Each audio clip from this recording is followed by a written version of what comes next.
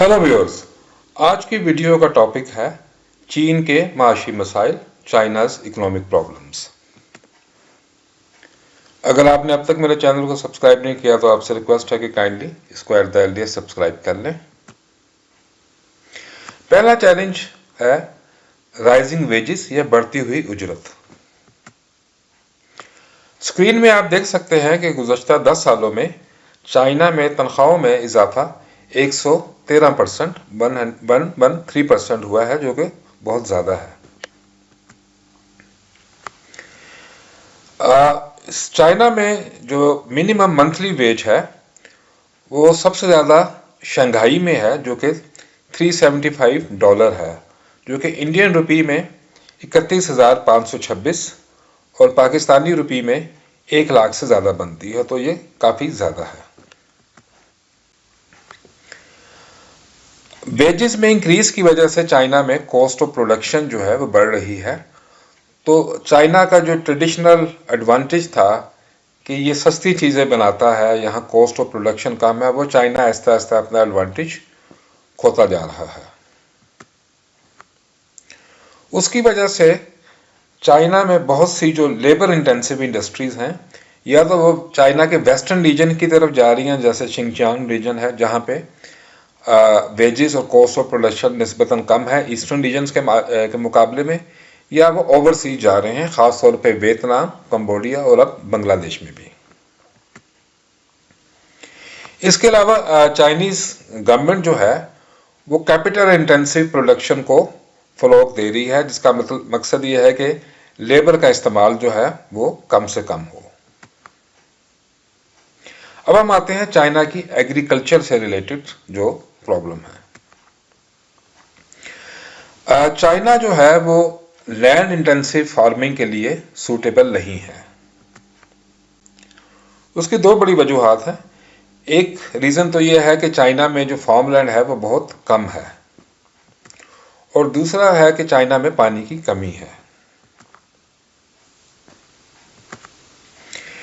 China में ज़्यादातर किसान छोटे ज़मींदार हैं, और एवरेज प्लॉट का जो साइज़ है चाइना में वो 0.5 हेक्टर से भी कम है, जो कि एक फैमिली के लिए को अवेलेबल है।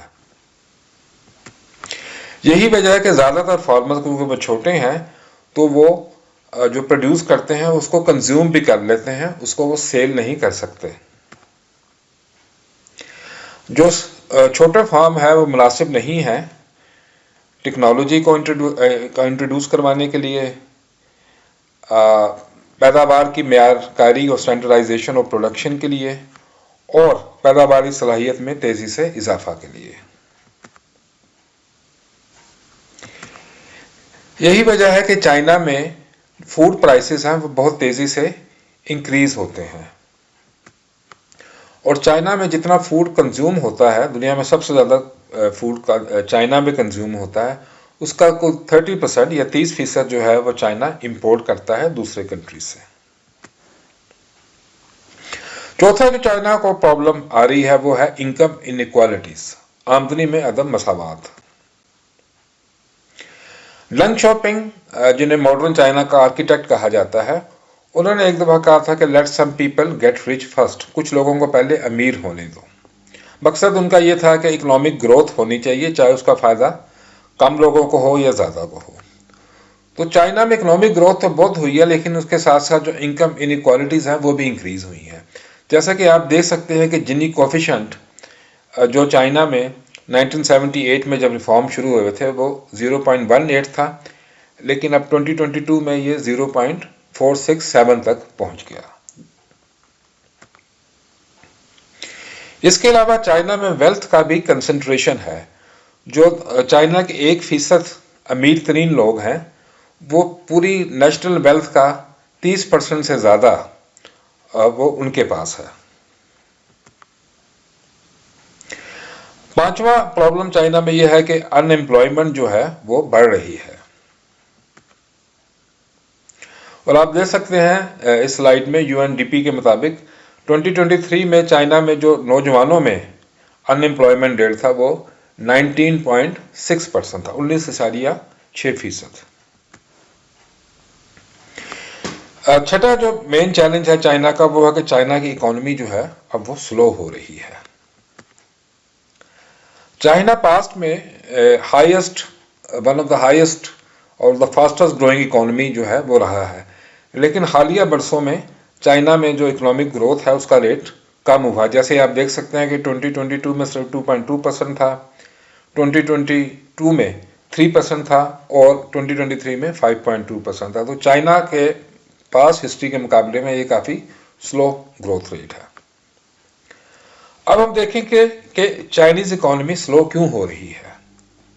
तो उसकी वजह एक है हाई क्वालिटी ग्रोथ, दूसरी है कंजम्पशन लेड ग्रोथ और तीसरी है रियल एस्टेट क्राइसिस। तो इन चीज़ों के बारे में आपको थोड़ा सा एक्सप्लेन करते हैं। चाइना ने ट्रेडिशनली जो है वो क्वांटिटी ऑफ ग्रोथ पे ज़्यादा एम्फेसिस की है। चाइना बहुत सारी चीज़ें बनाता रहा है जिनका मेयार कुछ ज़्यादा अच्छा नहीं रहा, लेकिन अब कुछ अरसे से चाइनीज़ गवर्नमेंट ने क्वालिटी के ऊपर भी फोकस करना शुरू कर दिया है। तो एक वजह यह भी है कि क्योंकि ये एक शिफ्ट हुई है क्वांटिटी बेस्ड ग्रोथ से क्वालिटी बेस्ड ग्रोथ पे, तो उससे भी इकोनॉमिक ग्रोथ रेट स्लो हो गई है। दूसरा यह है कि चाइना की economy traditionally export driven economy रही है, लेकिन अब चाइना की गवर्नमेंट जो है वो कंजम्पशन लेड ग्रोथ पे कर रहे हैं, ताकि वो लोगों को इनकरेज कर रहे हैं कि वो ज़्यादा से ज़्यादा कंज्यूम करें और सेव ज़्यादा ना करें। लेकिन अभी भी चाइना में जो डोमेस्टिक डिमांड है वो अभी भी बहुत कम है। उसमें आप ये देख सकते हैं कि जो चाइना में इन्फ्लेशन रेट है या अफरात ज़र जिसको कहते हैं, वो आप देख लें पिछले 5 सालों में बहुत कम रहा है और 2023 में वो सिर्फ 0.2% था।